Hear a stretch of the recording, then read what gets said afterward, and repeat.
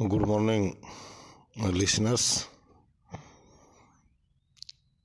आज मैं विशेष रूप से जर्नलिज्म पर बात करूंगा।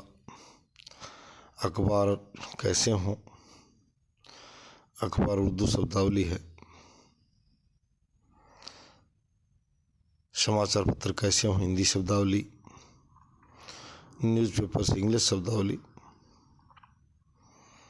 पुराने ज़माने में हम सुनते थे कि किसी भी देश की जो रेडियो सर्विस थी वो दिन भर अपने यहाँ के जनप्रतिनिधि, शासकों, प्रशासकों की बातें बताती रहती थी। वो वहाँ जाएगा, वहाँ आएगा, कितने बजे खाना खाएगा, कब नहाएगा, कब लैट्रिन जाएगा। सरकारी रेडियो किसी भी देश की, उनका काम सिर्फ अपने सरकारी आदमियों को जनता को बताना था, जिसकी ज़्यादा ज़रूरत भी नहीं थी। लोगों ने BBC हिंदी सेवा, उर्दू सेवा बड़ी धमक बनाई थी कि वो ठीक से बता पाएगी। विपक्ष में से चिल्लाता रहता था कि सरकारी माध्यम जो टीवी रेडियो वो सिर्फ जो है सरकार की उपलब्धियां बता रहे हैं, कमियां नहीं गिना रहे हैं। आज हमारे सामने एक बहुत बड़ी समस्या है, एक बहुत बड़ा प्रश्न चिन्ह है कि अखबार के बेकार पेज न भरे जाएं। पुलिस या खबरें लिखना अखबार में जरूरी नहीं है। मैं ये कहना चाहूँगा अखबार ऐसा लिखा जाए जो लोगों को कोई लाभ दे, लाभार्थी भी हो सकता है। जैसे प्रशासन संबंधी नीतियाँ बताई जाएं कि भाई आजकल क्या चल रहा है, बैंकों ने क्या सुधार किया जो आपको लाभ दे सकता है, किस विभाग में रोजगार, किस देश प्रदेश में जो चल रहे हैं उनकी सूचना देना। इंटरेक्शन कम्युनिकेशन का नाम ही अखबार है। लोगों को संवाद स्थापित करना लोगों से कि वहाँ ये है, और शासन प्रशासन की अच्छी और बुरी नीतियों पर लिखना कि ये बढ़ा दिया गया है, ये कानून बना दिया गया है। एक लोकतांत्रिक देश में शासन का आईना भी होता है अखबार। परंतु देखने में आया कि प्रशासनिक नीतियों पर तो चर्चा की तक नहीं गई है। प्रमुख ज़्यादातर अखबार जो है पुलिस या खबरें लिखते हैं, वहाँ 9 मर गए, वहाँ 100 जल गए, उन मिलिटेंटों ने वहाँ ये किया, 1000 का ग्रुप बना लिया है, फला ये, यानी कोई नीतिगत बातें नहीं है। यदि किसी के पास वास्तविक सूचना है किसी उग्रवाद की तो सुरक्षा एजेंसियों को फ़ोन पर सूचित किया जाए ताकि उन पर समय रहते कार्रवाई की जा सके और जनता के बीच में खुशी बांटने वाली खबरें भी हों। कहीं बच्चों को पुरस्कार देते हुए, कहीं एक साथ परिचर्चा करते हुए, किसी पर पौधे लगाते हुए, गायों को खिलाते हुए और बच्चों को पढ़ाते हुए, बच्चों के खेलते हुए, इस तरह तस्वीरें साझा की जाएं जिससे पढ़ने वाले के अंदर एक हमारा कहते हैं कि मानसिक खुशनुमा होना भी बहुत ज़रूरी है। व्यक्ति उससे स्वस्थ भी हो रहता है, लंबा जीता है और अपराध कम करता है। तो अच्छी बातें कहानियों के रूप में साझा की जाएं, प्रशासन की नीतियाँ बता दी जाएं, प्रशासनिक खामियाँ बता दी जाएं।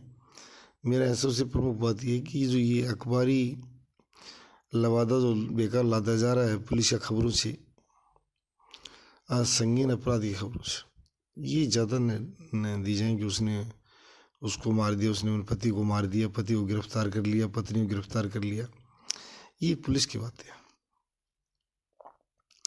समाज में उनके बंधन पर अच्छी बातें लिखें, पारिवारिक समझ पर बातें लिखें। संपादक भी लिख सकते हैं, ज़्यादा से ज़्यादा लोग अखबार उसको इधर उधर सर्कुलेट कर सकते हैं कि भाई घरों विवाद की जड़ का पता लगा लिया गया है। जो शराबी धन लुटा कर आता है उसके लिए लोग शक्ल देखते पूरा घर चिल्लाता है, चीखता है। एक वही व्यक्ति जो शराब बेचकर शांति से अपनी गाड़ी को पैसे से लोडेड कर आता है, उसकी तरफ कोई नहीं चीखता।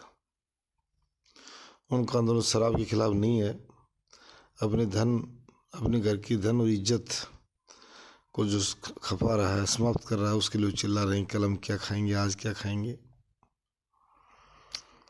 शराब के विरुद्ध अखबार एक आंदोलन छेड़ सकते हैं, लोगों में जागरूकता पैदा कर सकते हैं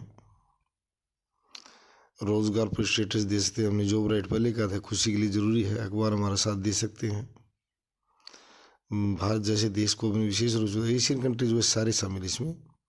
वहाँ सस्ती मजदूरी पर उपलब्ध यानी कम वेतन पर भरमार है कर्मचारियों की। बांग्लादेश और फिनलैंड की आबादी में 40 गुना अंतर है। इकोनॉमी फिनलैंड के आगे क्यों है, ये सोचने वाली बात है। इस मेरे महान देश में भारत में कहते हैं कि शिक्षा और विश्वविद्यालय बहुत बड़ी संख्या में, शिक्षा दर बहुत ज़्यादा है, शिक्षित लोगों की संख्या बहुत ज़्यादा है।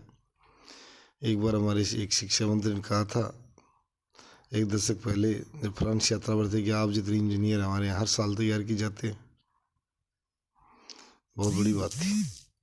आबादी जितनी, वो लोग भी सकपका गए थे। भारत ऐसा महान देश है, वास्तव महान है, परंतु प्रबंधन और शासनिक खामियां बनी रही। लोग न आता है न सुनता है, और ये यहाँ की सबसे बड़ी बीमारी रही। हम बार बार ये करेंगे लोगों को गरीबी का यहाँ खात्मा हो। गरीबी की आवश्यकता नहीं, गरीब नहीं है देश। यहाँ गरीबी कहाँ से आएगी जब गरीबी नहीं है तो। इसके लिए एक निश्चित रूप से नीति बनाए, छोटे वेतन लोगों को सड़क सुरक्षा, हरियाली, खुशहाली, स्वास्थ्य, दुनिया भर की इतनी जॉब्स हैं कि लोग यहाँ सेवा लेने आए कि भारत में जाएंगे, पढ़ने में मज़ा आएगा, इलाज कराने में मज़ा आएगा, पर्यटन में मज़ा आएगा। तो इस तरह की बातें बढ़नी चाहिए आगे। और मैं दुनिया से कहूँगा कि ज़्यादा से ज़्यादा भारत में बसने के लिए आएँ। शांत तो अच्छा मुल्क है। ये सामान्य बातें मैं इसलिए बता रहा हूँ, इसकी सुंदरता और आगे बढ़ाने के लिए। सुंदर आज भी है, ऐसी बात नहीं, इसको और मजबूत कर दिया जाए। और मैं ये चाहता हूँ कि 140 करोड़ नहीं, हमारे यहाँ जितने लोग शांतिप्रिय लोग, सबसे पहले तो शांतिप्रिय लोग इस भारत को चुने। लेखकों, बुद्धिजीवी, व्यापारियों और दूसरे प्रकार के लोगों से कहूँगा, चाहे ब्राज़ील में हो, कनाडा में हो, अमेरिका में हो, यूरोप में, अफ्रीका, मध्य एशिया, कहीं से भी हो, वो लोग इधर का रुख करें। बसें दिल्ली के नज़दीक, दिल्ली के नज़दीक बहुत सुंदर आबादी का भाग बन चुका है। उसके लिए न्यूयॉर्क, टोक्यो छोटे पड़ गए हैं। ये मैं बता देना चाहता हूँ। दिल्ली के नज़दीक जो आबादी और विकास है, जिसे एनसीआर कह सकते हैं, हरियाणा का बड़ा भूभाग विकास की तेज़ी से कुलाचे भर रहा है। तो गोवा या दिल्ली, एनसीआर दो ऐसे हब विकसित होंगे, इनका तो किसी से मुकाबला नहीं है। वो कहते हैं ना एक्सट्रीम बेस्ट, यानी उस स्तर पर चले गए हैं। गोवा और हरियाणा, दिल्ली का जो एनसीआर से लगता क्षेत्र जितना भी है, तो यहाँ आए लोग बसें। धन्यवाद।